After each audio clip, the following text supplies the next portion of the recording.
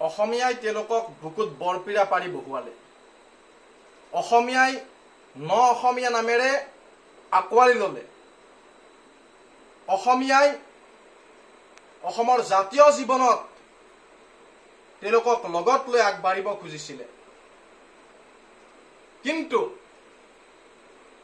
তেওঁলোকৰ মাজৰ এচামে অসমীয়াক ব্ৰহ্মতালুত দংশন কৰিবলৈ সুযোগ বিচাৰি থাকে। আজমলে আৰবীয় সংস্কৃতিৰ পৃষ্ঠপোষকতা কৰিছে।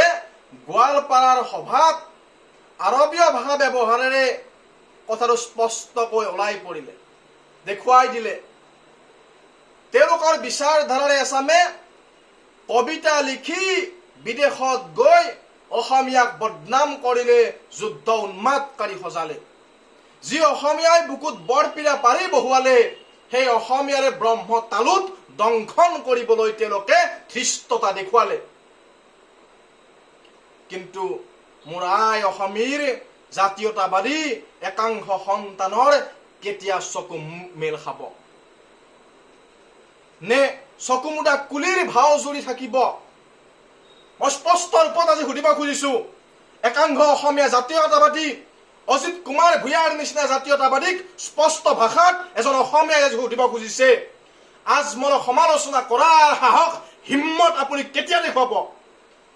আপোনাৰ তো ক্ষুধাৰ লিখনিৰে আপুনি বছৰ বছৰ ধৰি কংগ্ৰেছক আক্ৰমণ কৰিছে, আন দলক আক্ৰমণ কৰিছে। জাতীয়তাবাদী ৰাইজে আপোনাক গ্ৰহণ কৰিছে, আঁকোৱালি লৈছে। কংগ্ৰেছে আপোনাক জেলত পঠুৱাইছিলে, হাৰেছমেণ্ট দিছিলে। আপুনি নিজে কৈছে কি অকথ্য নিৰ্যাতন চলাইছিলে। সেই কংগ্ৰেছৰ লগত মিতিৰালি। তাতকৈ ডাঙৰ কথা, যি আজমলৰ দলৰ বিধায়কে আজি বিচ্ছিন্নতাবাদৰ কথা কয়, নামনি অসমত ইছলামিক স্বায়ত্ত শাসন পৰিষদৰ কথা কয়, যি আজমলে কাৰ্যৰ মাধ্যমেৰে দেখুৱাই দিছে যে তেওঁ আৰবীয় সংস্কৃতিৰ পৃষ্ঠপোষকতা কৰে, সেই আজমলৰ লগত লগ লাগি কোনখন অসম ৰক্ষা কৰিব খুজিছে অসমীয়া ৰাইজে জানিব খুজিছে। এজন অসমীয়া হিচাপে সেই প্ৰশ্ন আমাৰ আপোনালোকে উত্তৰ দিব লাগিব।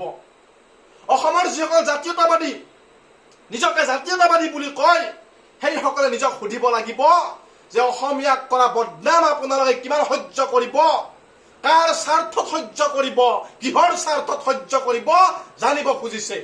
আছে উত্তৰ দিয়ক। আন দলবিলাকে যিসকলে অসমীয়া জাতীয়তাবাদী বুলি কয়, সেইসকলে উত্তৰ দিয়ক। জাতীয়তাবাদ আমাৰ তেজত আছে। আই অসমীৰ কাৰণে জীৱন যৌৱন সমৰ্পণৰ অংগীকাৰ আমাৰ বুকুত আছে। কিন্তু সেই আজমল জিন্নাপন্থীৰ পথেৰে নহয় অসমীয়া জাতীয়তা গঢ়াৰ পথ। লক্ষ্মীনাথ বেজবৰুৱাদেৱে যি পথ দেখুৱাই থৈ গৈছে, যি কথা কৈ থৈ গৈছে যে শংকৰদেৱৰ পথ অসমীয়া জাতীয়তা নিৰ্মাণৰ পথ, সেই পথ অসমীয়াৰ পথ।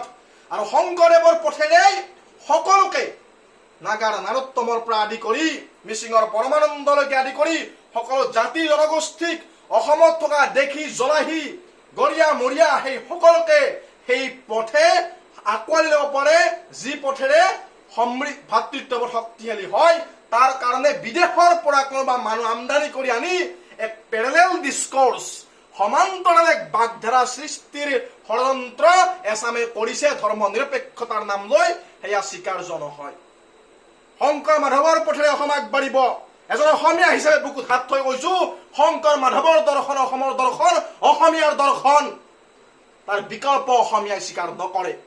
শংকৰদেৱক কোনোবা বিদেশী যাৰ তুলনা নহয় শংকৰদেৱৰ লগত, সেইবিলাকৰ লগত শংকৰদেৱক তুলনা কৰি শংকৰদেৱৰ বিশাল সাগৰ সদৃশ ব্যক্তিত্বক অপমান নকৰিব আপোনালোকে।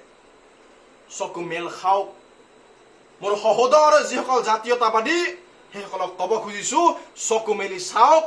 সতৰুৱে আপোনাৰ দুৱাৰত হুংকাৰ দিয়া নাই, জোৰ পুৰি হাত পোৱা নাই। আমাৰ বুকু জ্বলিব ধৰিছে, ব্ৰহ্মতালুত খুদ দিবলৈ আৰম্ভ কৰিছে এই জিন্নাপন্থী এচামে।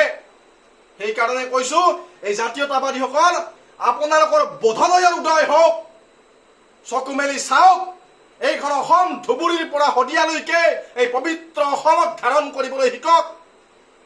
এইখন অসমত আজি যে আৱাজ শুনিবলৈ পোৱা গৈছে, আৰবীয় সংস্কৃতিৰ যে আৱাজ শুনিবলৈ, গুঞ্জন ধ্বনি শুনিবলৈ পোৱা গৈছে, তাৰ বিৰুদ্ধে সকলো জাতি জনগোষ্ঠী মাৰ বান্ধি একত্ৰিত হৈ আই অসমীৰ বেদীত নিজকে সমৰ্পিত কৰিবলৈ ওলাই আহক সেই আহ্বান আমি জনাব খুজিছো আজি ধন্যবাদ